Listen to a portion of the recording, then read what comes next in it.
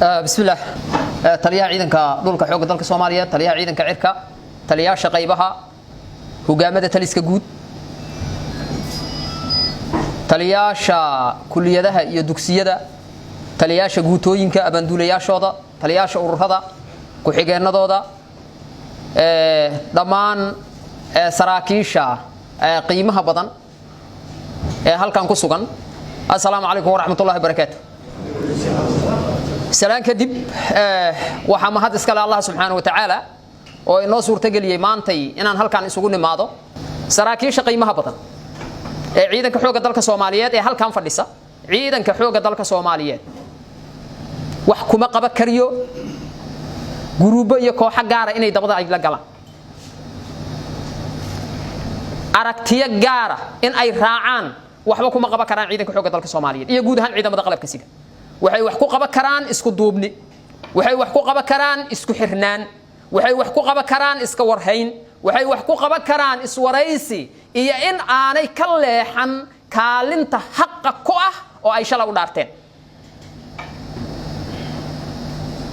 hadii ay timaad kala dhantaal aragtida ciidanka iyo awoodda ciidanka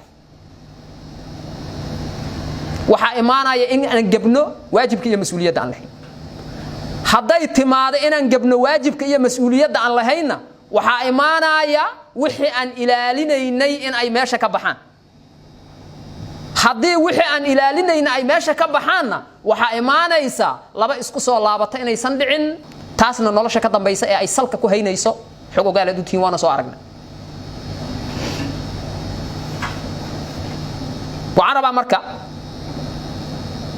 anigoo taliyaha ciidanka dhulka iyo adinkaba dhamaantiin ba idin day doona isxog waraysiga iyo wax aragti ah oo isdhaafsanaysan haday jiraan iyo hogaamada taliska guud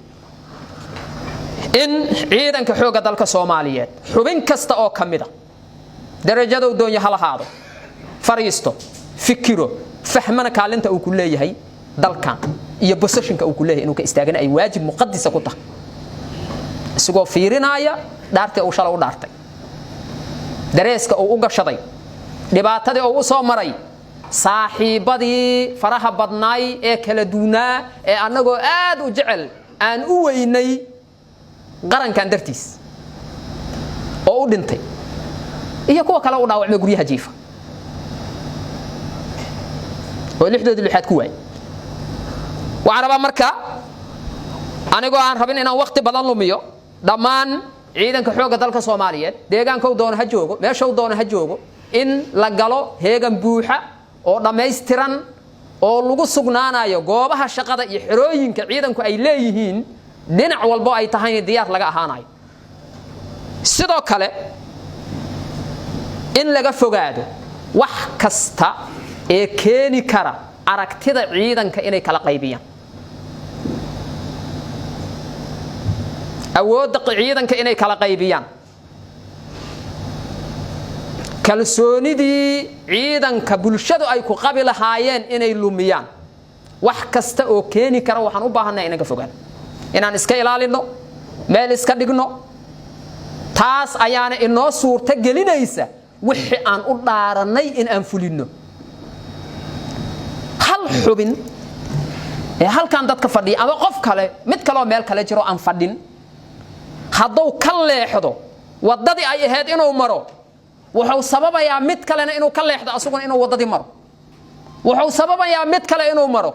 waxay noqonaysaa marka xanuun ka bilowda fartaada laakiin ku faafa dhamaan jirka aad leedahay ku faafay noqonaysaa aakhirkana sababa meeshaad ku dhima lahayd ama meeshaan ku dhima lahayd waxaan rabaa marka saraakiisha qiimaha badan ee halkan fadhiya inaan ilaalino wixii aan shalay u dhaaranay inaan ilaalino wadajirka ummadeena inaan ilaalino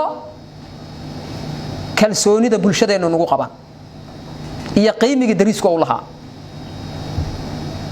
isku xirnaan inaan muujino taas ayaan wax ku qaban karnaa